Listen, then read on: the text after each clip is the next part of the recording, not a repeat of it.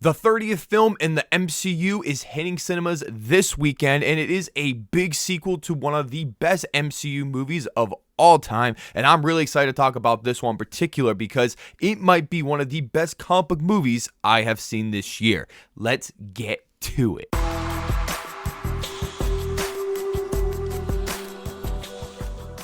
Welcome back, film fans. It is Brad from Let's Be Real Brad, and today in the channel, I want to talk to you guys about the brand new superhero movie in the MCU called Black Panther: Wakanda Forever. Black Panther: Wakanda Forever is co-written and directed by Ryan Coogler, as he also wrote and directed the original Black Panther from 2018, as it is also a sequel to that movie as well. The people of Wakanda fight to protect their home from interfering world powers as they mourn the death of King T'Challa. So this brand new Black Panther sequel was in my top 20 most anticipated films of the year, like so many other people, because everyone is super excited to check this movie out. But it was my highest ranked Marvel movie of the year because the original Black Panther film is probably one of my favorite, if not my favorite, of the MCU, and I just really loved his dedication to that movie and how he just made that its own superhero movie that is still connected to the MCU, but you can watch it without watching any of the other films.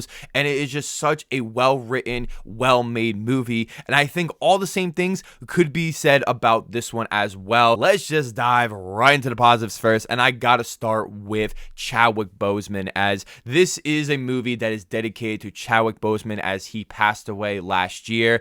And it was something that I think nobody knew of what he was dealing with. And I think it all proves that Chadwick Boseman is King T'Challa, and no one could replace him. This team decided to not recast Chadwick Boseman and to play his death in real life into the movie, and I think they did it in such a beautiful and heartwarming way. All the emotional weight and everything has to do with his death is actually really powerful. One of the best aspects about this film has got to be the direction here, as Ryan Coogler has proven once again that he is probably the best Marvel director at this point. But the thing that makes this movie stand out more than some of the other Marvel films is the fact that you feel like he has more control of the story, and it just feels like a more narratively pleasing film where it's not trying to just have references of other Marvel characters or things that we know of. And I felt like Ryan Coogler wasn't afraid to make some really big decisions on certain characters, and there's a few deaths and a few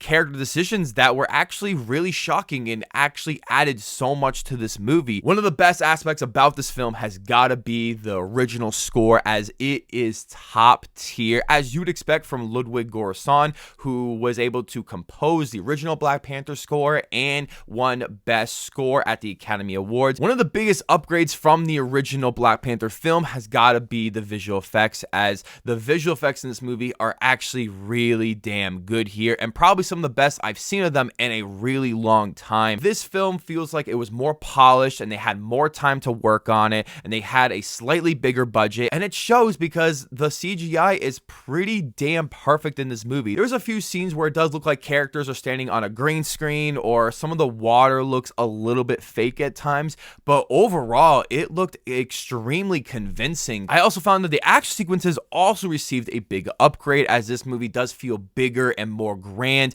and the action itself just is more creatively choreographed. It looks better, it's shot better, and it had so much tension, especially one scene that was on the beach that happens later in the movie. Very well done. I found that the costume design, the production, and the editing to be pretty solid in this movie. There's just so much detail to every single costume. The world of Wakanda just feels so real and vibrant. And the final positive I have with this movie has got to be the performances, as everybody in this movie is fantastic, as this Black Panther cast is one of the best out of all the Marvel films, and everyone is giving phenomenal performances. The biggest standout to me has got to be Angela Bassett as the Queen, as she is given a stronger and bigger role in this film, and she is amazing. I mean, she is a top tier actress as it is, but she was given so much room to shine in this movie, and she was phenomenal. One of the best additions to this film has got to be Tenoch Huerta. I apologize if I pronounce your name incorrectly,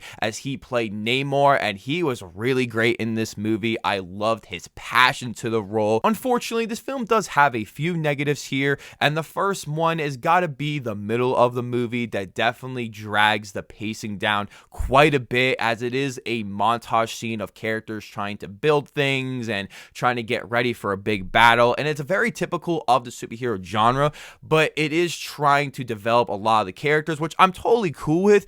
But you do feel that the movie drags down quite a bit, as this movie is extremely fast paced, and I was never bored while watching it except this point of the film. One of the other nitpicks I had has got to be the original songs that are in this film. That doesn't happen quite often, but the original songs are not very good. I mean, I love the Rihanna song that plays at the end of the movie, but all the other original songs are not all that great, especially when compared to the Black Panther album that was done by Kendrick Lamar for the first movie. That was so damn good. I love that album. Overall, what Black Panther Wakanda Forever is a great addition to the Marvel Cinematic Universe and a great sequel to that amazing Black Panther film from 2018, as it gives phenomenal performances, great action sequences. All the IMAX scenes were great. The score is phenomenal, and I think this movie has a ton of rewatch value, and I truly love the female-led superhero film that this movie is, and it was something I didn't expect,